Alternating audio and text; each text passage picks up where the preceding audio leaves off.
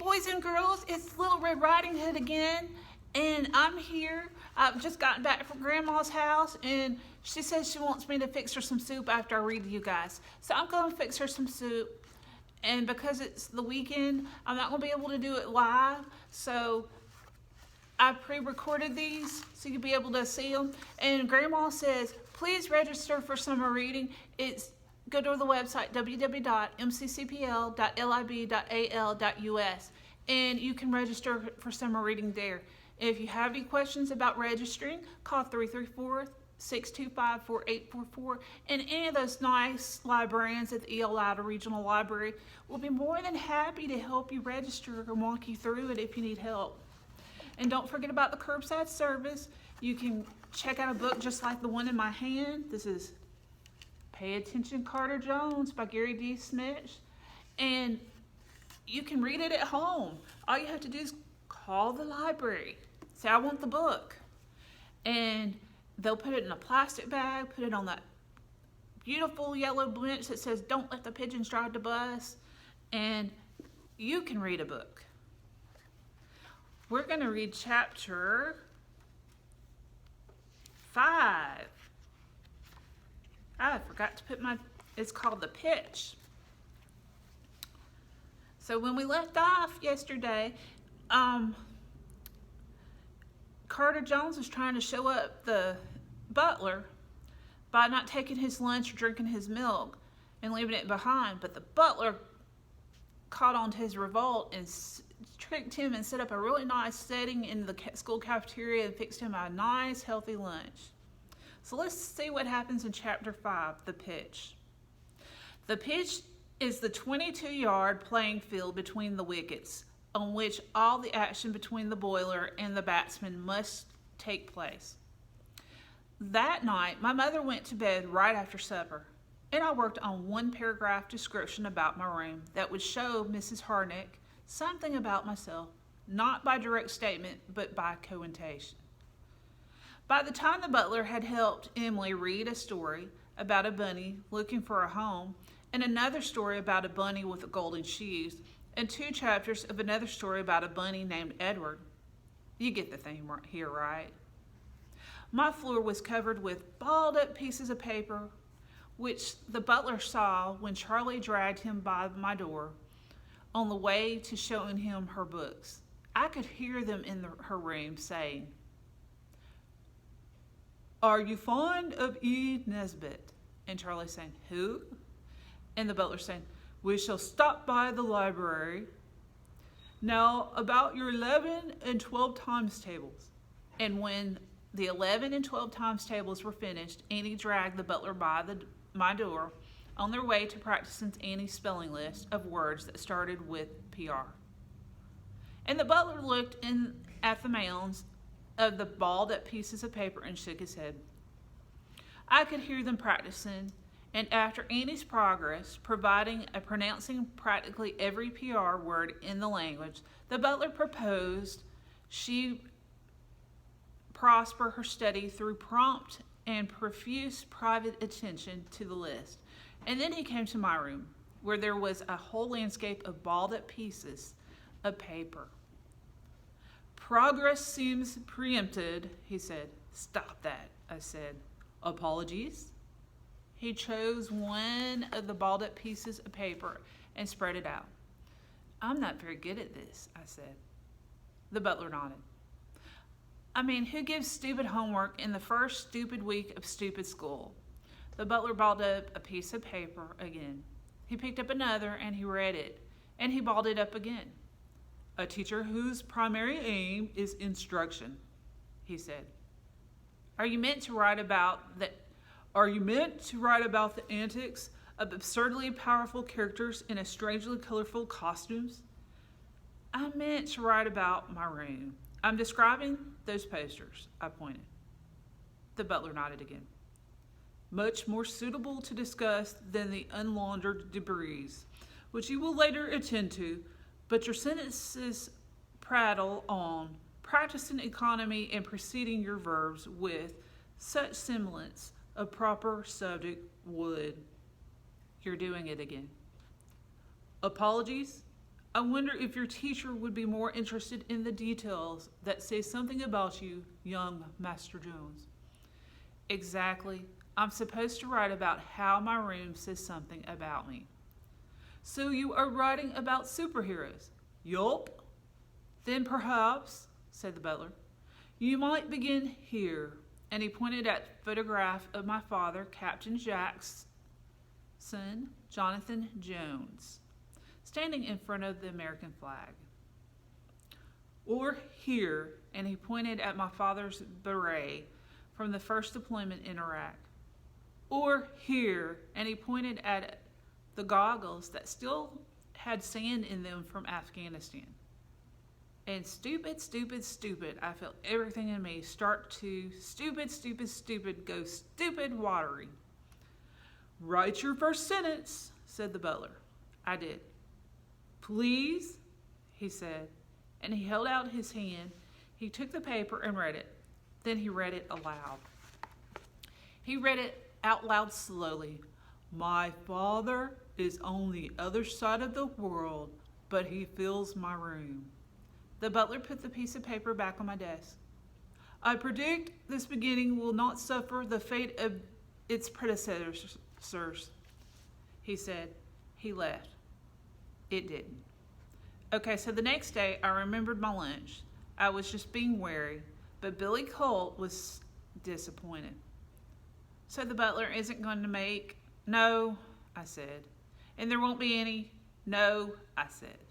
You jerk, he said. But at lunch there was enough to share with Billy Colt anyway. It was almost like the butler had planned for him, since there were 2 chive cream cheese sandwiches, 2 hard-boiled eggs, 8 carrot sticks, and 4 small raisin scones. Tell your butler thanks, said Billy Colt. I think that's what he said. It's hard to speak with a whole hard-boiled egg in your mouth. And Mrs. Hartkin, she said my paragraph had plenty of wonderfully evocated connotations. Plenty. She told me I should email it to my father. I decided I would. On Friday, the butler picked us all up in the eggplant after school, and for the first time my mother wasn't with him. Your mother, said the butler, is performing last rites for the Jeep. What does that mean? Said Emily. It means the Jeep's dead, said Annie. Jeeps don't die, said Emily. Indeed, they do not, said the butler. But they do finish their usefulness now, as it is Friday, and gone 3 o'clock. I wonder if we might stop for a treat. A treat? Said Emily. Yes, said the butler. First, Miss Emily and Miss Charlotte. Emily and Charlie smiled, and the smiles they smile when they want to be in pains in the glutes. But they were a little disappointed when the treat turned out to be a stop at the library to check out books by E. Nesbitt. For both of them. What does the E stand for? Said Charlie. Excellent, said the butler. Miss Ann, next. Annie did not smile, her pain in the glutes smile, but she was a little disappointed too when the next stop was Madeline's House of Music, where the butler bought her a metronome. Is this really a treat? She said. For all of us, said the butler. And it is worth noting that rhythm properly practiced. He looked back at me and I shook my head. Is importance in all parts of life, but never more so than in music. Thanks, Annie said. Not exactly like she was overwhelmed with happiness. Young Master Jones next, said the butler. And I have to say, when we stopped at Marysville Sports Shop, the possibilities for me looked a whole lot better than an E. Nesbitt book and metronome. I mean, the word sports shop have lots of wonderfully elevated connotations. The butler told us to wait in the car and he would inquire about the special order he had made. So we waited, and I said to Annie, special order? Those words have lots of wonderfully excavated connotations too. I think Annie tried a little bit not to hate me, but when the butler came back, he was carrying something long and flat and knobby at one end. And none of us could figure out what it was. "It is," said the butler, "what most everyone in the world, with lamentable exceptions of citizens of certain less civilized countries, would immediately recognize as a bat." "That's not a bat," I said.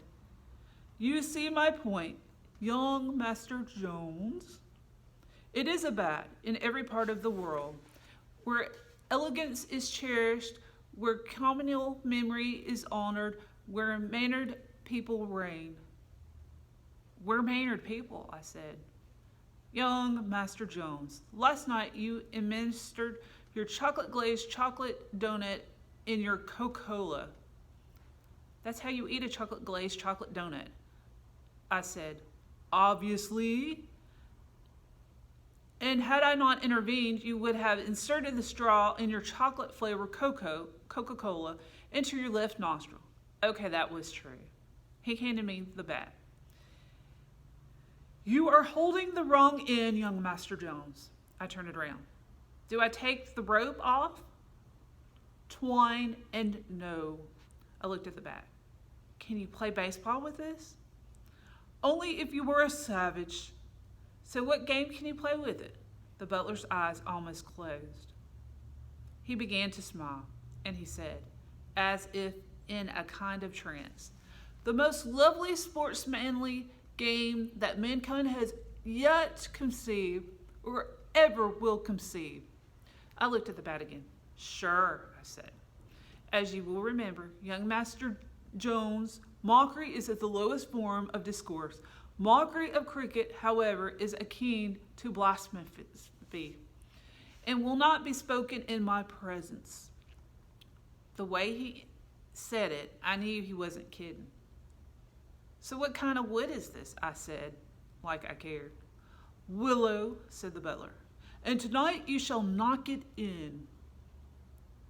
And if you don't know what knock it in means, you've obviously never held a new cricket bat and had a butler give you a small bottle of linseed oil and clean rag, and then rubbed the oil into the wood, and rubbed it in, and rubbed it in, and rubbed it in while he watched, his hands moving to show you how to do it, like he probably did it when he was a kid, like he was probably wanting to do it himself now.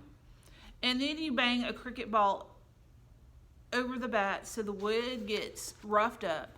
The butler thought it was some big rite or something that I should go through. But you know what? I wasn't thinking of it being a rite. I was thinking of how much my brother Courier would have loved this. He would have spilled linseed oil everywhere, but dang, he would have loved it. By the way, after I finished lunch that day, I went to the school library, and emailed my paragraph with a wonderfully evocated commentations to my father. Then I checked my email on one of the library computers just before we left school.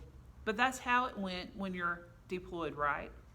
I mean, maybe he didn't get the email, or maybe he was just out on a mission, or maybe it was really late at night there, or maybe they were on lockdown or something and the base had gone dark because of an intimate threat. There's a ton of reasons why he might not be able to write back a ton. And that's the end of chapter 5. Now, we've learned that the butler has given them some favorite treats. They're learning about a new author. They're learning how to keep a bee using a metronome.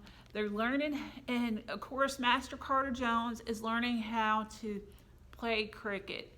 He's just gotten a cricket bat, and that is totally different from baseball. So, if you'll stay tuned, I'll be back live on Monday, and you'll find out about Chapter 6, The Umpire. This is really getting good. What do you think? If you leave in your comments how many children and how many adults are watching, that would be so helpful. And I want to thank you for tuning in. And I'll see you again on Monday. Thank you.